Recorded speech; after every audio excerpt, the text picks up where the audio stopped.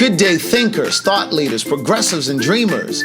I'm Craig the Writer Stewart, and this is So Much to Say YouTube TV. These are my thoughts in my voice on black shit, white shit, gay shit, and everything in between. So Much to Say YouTube TV is the place that you come to learn and grow, because we discuss socially relevant things mixed with a splash of humor. If you know you have tissue paper feelings, this probably isn't the channel for you. But and however, since you're here, I just need for you to do two things. Hit the like button, make sure you hit the subscribe button, and turn on that little bell so that you get the notification every single time that I go live or upload something new. I'll see you soon. Bye.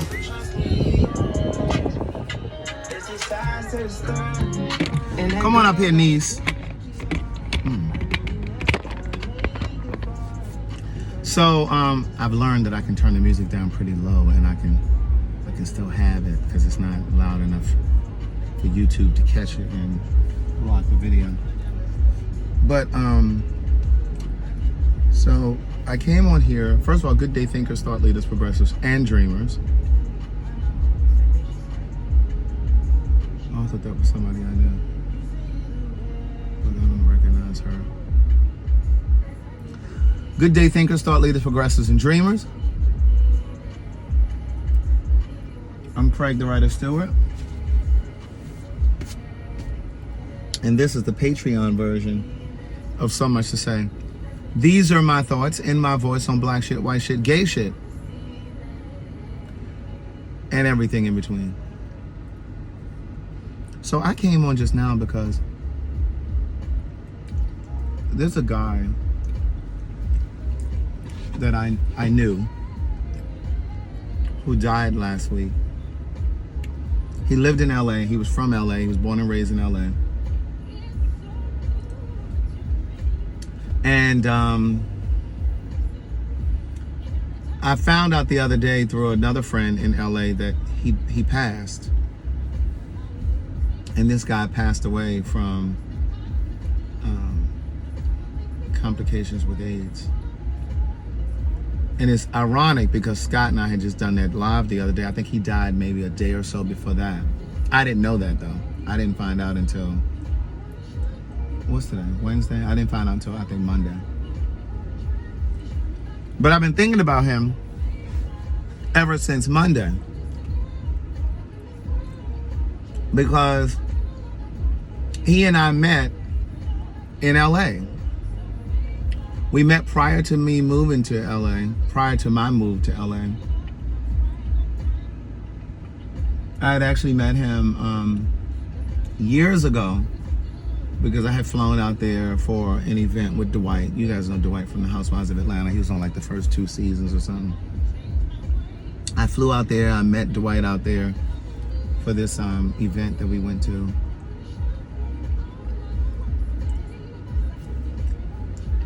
And we all went to Roscoe's Chicken and Waffles after the event. And we were all sitting at the table. And the guy that passed away and this other girl were among the 9 of us. I think it was like 9 of us that were there. Randy was there because Randy was living in LA at the time. I wasn't living there yet. And so we had all gone to dinner. You guys know Randy, my big tall friend, bald head with the beard. So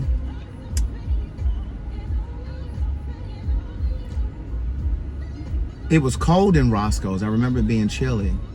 And I remember the guy gave me his jacket. He had on like a blazer or something. And he was like, because he had it like on his seat or something. So he gave me his jacket to put it on. And I remembered that, but I didn't remember that that was him years later when I was making my way out to LA. And Randy and I met up in like West Hollywood at this event. And the guy was there at the event. And they had to remind me, remember years ago when we were in LA, that was his jacket that he loaned you his jacket in the Roscoe. I said, oh, that was you? I said, I remember the incident, but I don't remember you. And so we exchanged number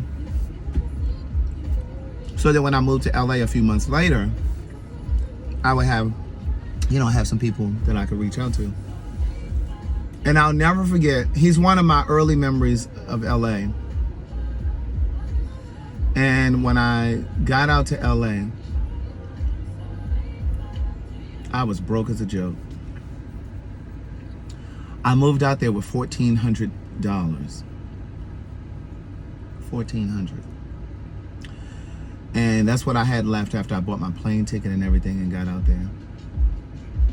And this story is in my second book.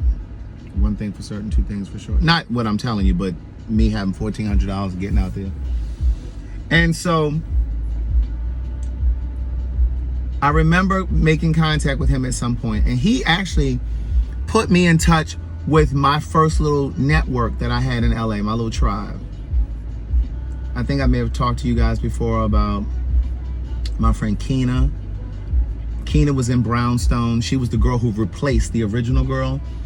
And then she went on and did her own solo thing. And she had a song called Girl from the Gutter. But she was on that 5 miles to empty, my heart is running low.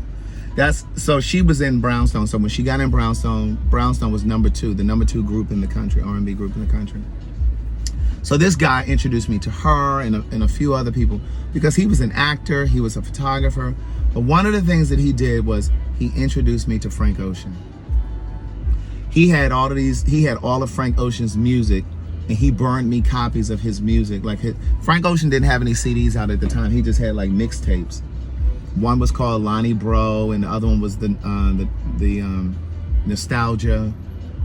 And so he downloaded all of that. And like when I wrote my first book, Frank Ocean, among other artists, but Frank Ocean was my primary soundtrack when I was writing Words Never Spoken. I can never listen to his mixtape stuff and not think about the days when I lived in LA. I played that stuff backwards and forwards. And before Frank Ocean came out and said he was gay or bisexual or whatever he is, I caught it from the lyrics, because he was talking about love is love, and just, I had already caught it. But when I was driving through the valley and from LA to the valley and back and forth, I had a little 2-seater rooftop, and I would just be playing that Frank Ocean. And so this particular guy introduced me to Frank Ocean. But the other thing that he did, and I'm telling you this story not just because I'm telling you a story, because this is my way of honoring him. And we weren't close at all, but I feel myself now getting just a little bit sad.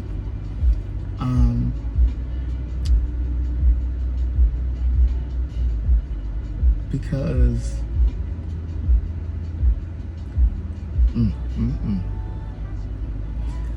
life is so short. But this is my way of honoring him and honoring his spirit.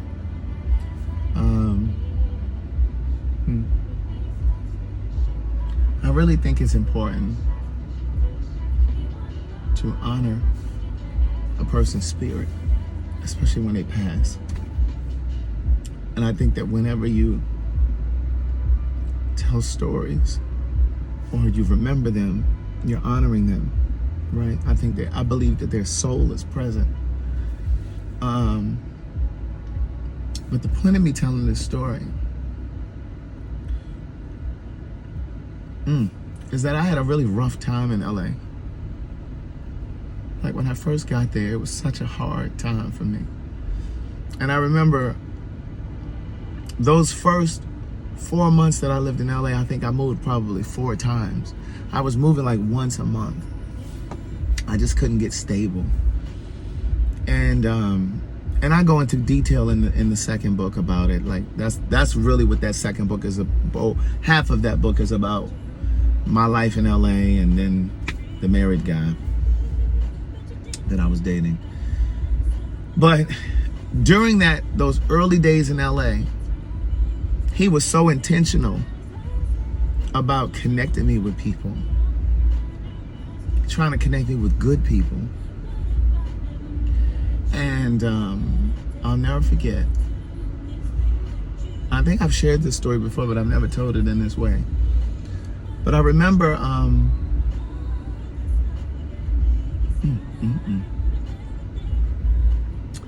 I may end up putting this video on YouTube. I don't even know if I'm gonna keep it on Patreon. But at any rate, I was having a very difficult time. And I hadn't started working yet. Money was tight. Money was so fucking funny. God, it was funny. And gas at that time was $5 a gallon for regular gas. And so I didn't even want to turn my car on. I didn't even leave the house if I didn't need to. So needless to say, I didn't leave out much, which I think kind of allowed the depression, functional depression, to kind of set in. And I'll never forget, he texted or called me, I can't remember. But he texted me and said, he contacted me and he said, hey, I know you just moved to LA and you probably don't have a lot of money. He said, but I want to take you to dinner to one of my favorite Chinese spots in downtown LA. He said, and I'm gonna give you a few dollars to put on your gas tank. You know, I have a greeting card on my sayitinthe.com website. There's a thank you card that says, I'm not too sure why you were so kind to me or why you were nice to me, but I'm certainly grateful or glad that you did, because I understand that people don't have to be nice. So I recognize when they are. And I never gave him that card, but that card just came to mind just now when I thought about that.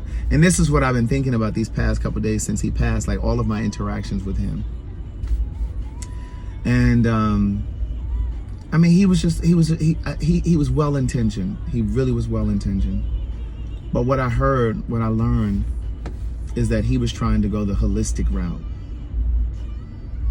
He didn't want to do modern medication. He was going the holistic route, and he ended up succumbing. And so this is for him. I'm not going to say his name because I don't know if it's public knowledge how he passed, and so I want to respect that even in death.